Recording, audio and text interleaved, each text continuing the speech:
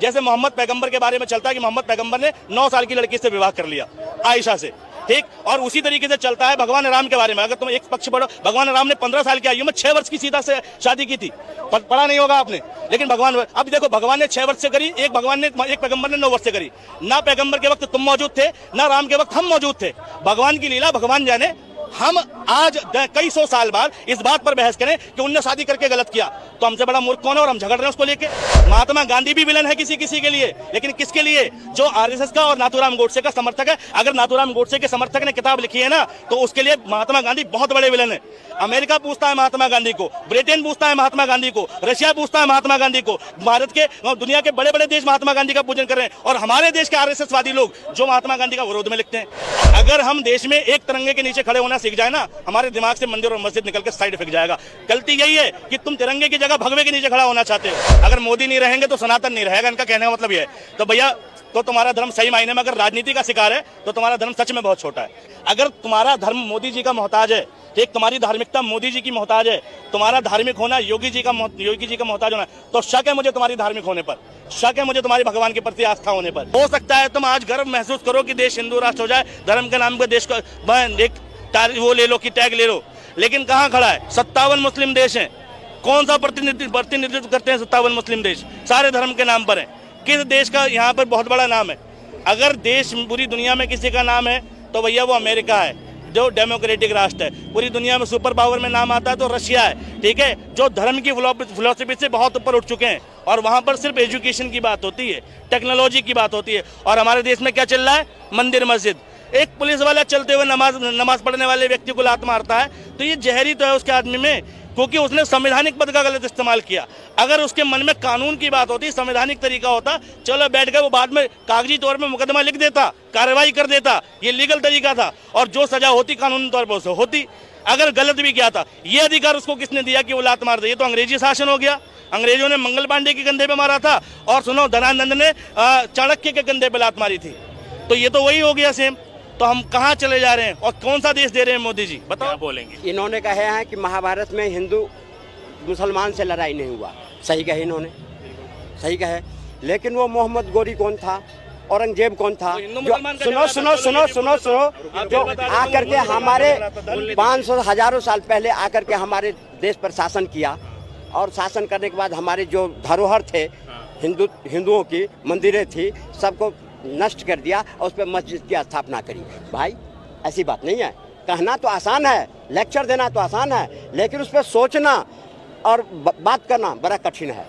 आज अगर मोदी जी आए हैं, अब मोदी जी के शासनकाल में राम मंदिर बनी या कोई और मंदिर बनेगा, तो आपको परेशानी किस बात की है? और रही बात, सुनो ने, बहुत परेशानी किस बात? आपने कब कॉमनलबाज की राजनीति मोदी जी ने 10 साल में क्या किया है बताओ? अभी एक मुस्लिम था, मध्य प्रदेश का था, उसने कहा बहुत बढ़िया सरकार चली है, मोदी जी फिर जीत कर कहेंगे।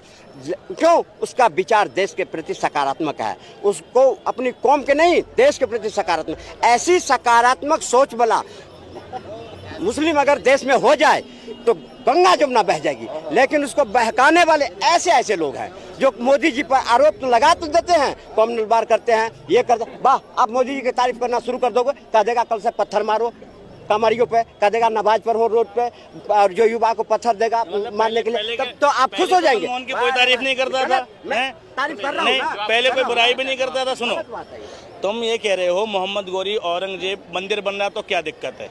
चलो बता देता हूँ।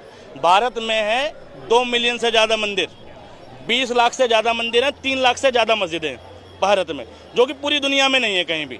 दोनों का डेटा पूरी दुनिया में, जितने इस्लामिक देश है उसमें इतनी मस्जिद नहीं है, और जितने हिंदू देश तो 2-4 ही हैं उनमें इतने मंदिर नहीं है। 20 लाख, चलो मस्जिदों में तो कोई चंदा पंदा का जो डेटा है वो ना के बराबर है और आता भी नहीं, लेकिन मंदिरों का डेटा ना। अभी 16,000 मदरसों को यूपी में बंद करने की चल रही है, वो 13,000, और वो फंडिंग कहाँ से विदेशों से हो रही है? भाई क्या बोल रहे हो तुम? कहाँ से बोल रहे हो तुम? सुनो, कहाँ बोल रहे हो तुम? कुछ सोच समझ के बोलो, सोच समझ के बोलो। मस्जिदों में फंडिंग आती है, विदेशी फंडिंग आती है, ठीक है, सरकार उस पर मुकदमा करे, कार्रवाई करे, ध्वस्त कर दे, और कुछ? भाई सरकार सो रही है, विदेशों से फंड आ रहा है तो बाहर से NFI आ रहा है, net factor income from abroad बोलते हैं। अगर विदेश से कोई इनकम आ रही है और वो सरकार की निगरानी में नहीं है, उस पर टैक्स नहीं जा रहा, तो भी सरकार का फेलियर है, एक बात। दूसरी बात, मंदिरों से 20 लाख मंदिर हैं देश में, ये मैं अप्रोक्स बता रहा हूँ, ज़्यादा ही है इससे। 100 मंदिर ऐसे हैं भारत में जिसका बजट भारत सरकार से भी दोगुना है। भारत सरकार पूरे देश को चलाने के लिए जितना पैसा लगाती है उसका दोगुना बजट देश के 100 मंदिर, यानी हर एक मंदिर पे इतना चंदा आ जाता है, इतनी चढ़ाई आ जाती है। देश में हिंदुओं की संख्या 97 करोड़, फीसदी में आते हैं 80%, और 80% में गरीब हिंदुओं की संख्या 55%।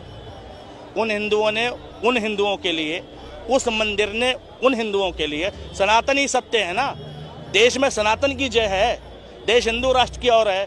मैं बताऊं उन लाखों रुपए के चंदे का गरीब हिंदू को क्या फायदा मिलता है।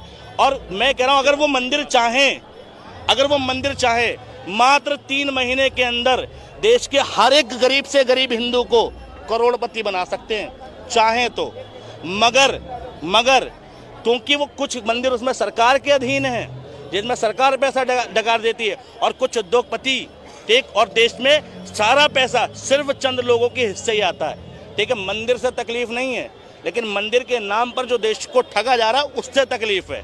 ठीक, अब रही बात इसकी, भाई मोहम्मद गौरी और दूसरी चीज़ें तुम कह रहे हो, मोहम्मद गौरी, औरंगजेब, पृथ्वीराज चौहान, ठीक है, शिवाजी, इन सब का झगड़ा राजनीतिक था, धार्मिक नहीं था। औरंगजेब ने मंदिर भी तोड़वाए, मस्जिद भी तोड़वाई, इतिहास पढ़ लेना। और किस लिए तोड़वाई? क्योंकि उसे पता होता था पहले के लोग मंदिर और मस्जिदों के नीचे खजाने छुपा के रखते थे। तो राजा को सिर्फ देश की इकोनॉमी, ठीक, पहले इकोनॉमी कैसे पता चलती थी? कोई भी राज्य स्ट्रांग कब होता था कि उसके पैसा तो चलता नहीं था, जिस पे जितने हीरे मोती जवाहरात होंगे और जितनी बड़ी सेना होगी वो उतना मजबूत शासक होगा। और ये मजबूती देश के मंदिरों में खजाने मिलते थे, देश की मस्जिदों में मिलते थे, क्योंकि भारत एक भैया सिंधु घाटी सभ्यता का देश है। यहाँ पर शुरू से मूर्तिकारिता चली है और शुरू से पूजन का चला है, तो ज़्यादातर खजाना मंदिरों के नीचे था, इसलिए मंदिरों की टूटने की संख्या बड़ी मात्रा में पाई जाती है। ठीक है, उसके पीछे किसी की धार्मिक भावना को ठेस पहुँचाना नहीं था।